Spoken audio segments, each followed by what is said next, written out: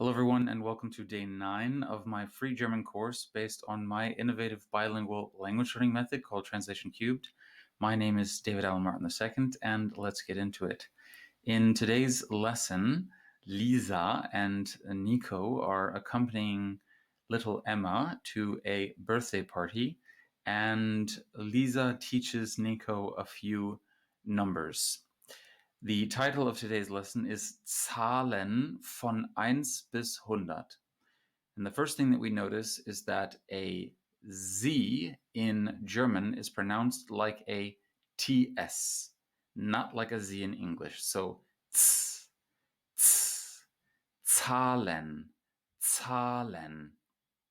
When a vowel is followed by an H in German, it is long. This is therefore Zahlen. You can imagine two A's. Zahlen. Zahlen. This word is followed by the word von, meaning from. Notice that a V at the beginning of a word in German is pronounced like an F. Von. Von. Zahlen von 1 bis 100. Zahlen von 1 bis 100. Okay, let's get into the content of today's video. As always, I'm assuming that you've already watched the video and that you have used my fundamental steps on the Thinkific website with this video content. The steps are here as always at the beginning of the free course under the section Read This First, David's 6 fundamental steps. So make sure that you've done those before watching this video, and then go ahead and come back and we'll get into the nitty-gritty. Okay, so wie ist die Hausnummer, Emma? Wie ist die Hausnummer, Emma?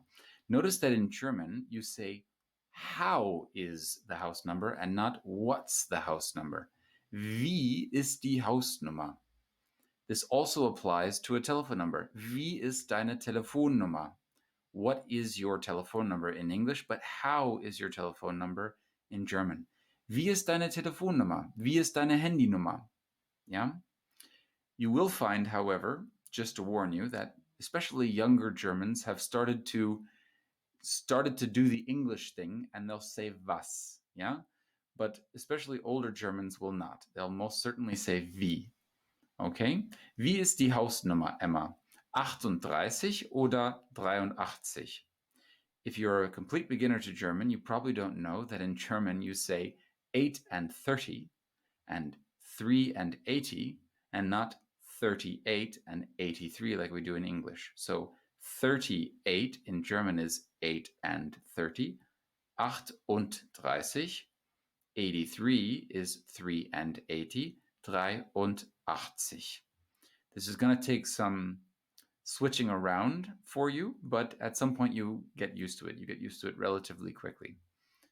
38 oder 83? Moment, says Emma. Moment. So hold on just a second. Moment. 11. So neither A nor B. 11. Doesn't mean elf, it means 11. 11. Okay, notice that the L in German, L is different than in English. Elf, elf, elf. Okay, elf. Ah ja, okay, dann sind wir richtig hier. Then we're in the right location, right? Then are we correct here means then we must be in the right place. Dann sind wir richtig hier. Da, says Nico. Wie viele Zahlen sind das? Wie viele Zahlen sind das? Wie viele? Says Nico. Wie viele? Emma says, das sind 31 Zahlen. 31 Zahlen. 31 Zahlen.